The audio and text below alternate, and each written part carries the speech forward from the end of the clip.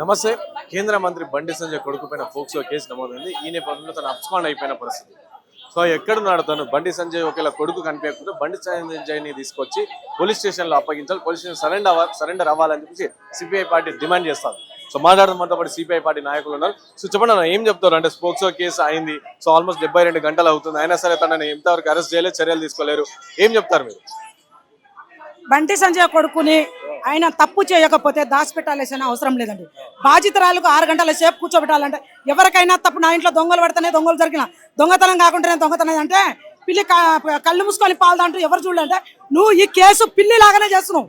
పిల్లి కళ్ళు మూసుకొని పాలు తాగినట్టు నేను కళ్ళు మూసుకొని పాలు తాగుతున్నా ఎవరు చూడాలంటే దీనికి కాదు. ఎందుకంటే మైనర్ బాలిక 6 గంటల సేపు పోలీస్ స్టేషన్లో కూర్చోవాల్సిన అవసరం ఏమొచ్చిందండి? ఎందుకు కూర్చుంటుంది? ఆమెకు న్యాయం జరగాలని. ఆమెకు అన్యాయం అయిపోయింది, అమ్మ బలి అయిపోయింది. బండి సంజయ్ మీ బీజేపీ బేటీ బచావ్ బేటీ పడావ్ అన్నారు, మహిళలకు రక్షణ అన్నారు. చెప్పు అట్లాంటి మీ మినిస్టర్ కొడుకులే పడ్డ హత్యాదారులు చేస్తా ఉంటే ఇంకేడ బేటీ బచావ్ ఉంది?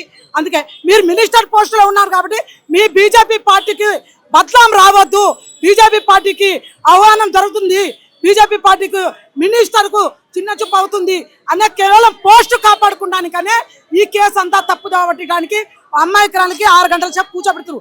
హత్య చేసినాడేమో తప్పించుకొని ఉంటాడు, రేప్ చేసినాడేమో బయట కూర్చొని ఉంటాడు. మరి నువ్వు మినిస్టర్ ఉన్నావు కదా, ప్రజలకు కాపాడన్నా. ప్రజలప్పుడు ఓట్లప్పుడు తిరుగుతున్నప్పుడు ఇప్పుడు ప్రజలు కాబట్టి నీ కొడుకు దొరుకుతా నువ్వు కూర్చో. నువ్వు పోలీస్ స్టేషన్లో కూర్చొని నీ కొడుకు వచ్చేదాన్ని ఆ సిలిండర్ రావు, నీ భార్య సిలిండర్ రావు. అదే పబ్లిక్ అన్యాయం అయితే ఒకవైపు, నీ ఇంట్లో నీ కూతురుకు అయితే అదే విధంగా విడిచిపెట్టేటట్టు కాదు కదా. పబ్లిక్ ఏ విధంగా ఓటు ఎక్కించుకొని ప్రజల కోసం ఉన్నావో, ప్రజల కోసం నీ పోస్టు రాజీనామా చేసి బాధ్యతలు న్యాయం దాకా నువ్వు లోపల కూర్చో, అప్పుడు నిజమైన మేము నమ్ముతాం. అంటే కావాలని కొంతమంది నాయకులందరూ కలిసి కుట్ర చేస్తున్నారు నా మీద, అవన్నీ కూడా ఫేక్ ఎలిగేషన్స్ వస్తున్నాయి. బండి సంజయ్ మన మీటింగ్ లో మాట్లాడుతున్నాం. బండి సంజయ్ కేసు తప్పుడు తోవంటుదా స్నానం చేస్తాడు అంటే స్నానం కూడా ఎవరు? గంగా తల్లియే కదా. ఆడా మీద ఒట్టేస్తున్నావు కదా, భూతల్లి ఆడది కదా, దాని మీద కూడా ఒట్టేస్తున్నావు. మరి అట్లాంటప్పుడు నువ్వు నిరూపించుకో. నీ కొడుకు దాచిపెట్టకు. నీ కొడుకు తప్పు చేయాలిగా, నీ కొడుకు తప్పు చేయాలి. నీ కొడుకుని తీసుకొచ్చి నువ్వు అప్పగిస్తుంది అనుకో ఒప్పుకునే వాళ్ళం. నీ కొడుకుని ఎడబెట్టి తప్పు చేయాలంటే మరి ఎవరు తప్పు చేసేవాడి? బాధితురాలు ఎందుకు వచ్చింది? దేనికోసం వచ్చి? పబ్లిక్ ఎవరు లేకుండా ప్రత్యేత నీ కొడుకు పేరు ఎందుకు చెప్పింది? నీ పేరు ఎందుకు చెప్పింది? నువ్వు చేసినావు కాబట్టి చెప్పింది. చెప్పలేదంటే నీ కొడుకుని తీసుకొచ్చి సరెండర్ చెయ్యి, అప్పుడు నమ్ముతాం. కానీ కేసు తప్పుడు తగ్గడా నా కొడుకు చేయలేదు అని సర్టిఫికెట్ నువ్వు కాదు ఇచ్చేది. నువ్వు తీసుకొచ్చి నీ కొడుకుని పెడితే పోలీసు వాళ్ళు విచారణ చేసి డాక్టర్ మెడికల్ సర్టిఫికెట్ తీసుకొస్తే అప్పుడు నిజమైన కాదని చెప్పి అప్పుడు ఒప్పుకుంటాం. అంటే ఇటు బీజేపీ పార్టీ నాయకులు మాట్లాడలేదు, పక్కన పెడితే కాంగ్రెస్ పార్టీకి సంబంధించిన నాయకులు కూడా ఎవరు దీనిపైన మాట్లాడతలేరు, ఏమంటారు?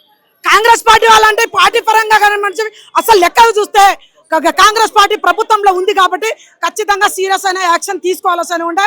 ఎందుకంటే మేము కూడా పొత్తులో ఉన్నాం కమ్యూనిస్ట్ పార్టీ కాబట్టి ఇప్పుడు దాకా చూసినాం. మేము కేవలం నిరసనతో చెప్తున్నాం.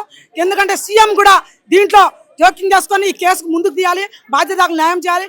న్యాయం చేయనప్పుడు పరిస్థితిలో శివాలాల్ బంజారా సంఘాలకి అట్లానే భారత కమ్యూనిస్ట్ పార్టీకి వెళ్ళి ఖచ్చితంగా ఏకతాటి మహిళలతోటే సీఎం ఇంటడి ముట్టడి చేయడానికి అవుతుంది. ఈ 2 రోజుల్లో ఏదో ఒకటి విచారానికి వస్తే మంచిది, లేకపోతే సీఎం ముట్టడానికి అవుతుంది, అసెంబ్లీ ముట్టడానికి, బాధితురాలకు న్యాయం అయ్యేదానికి అండదండ ఉంటాం, పోరాటం చేస్తాం.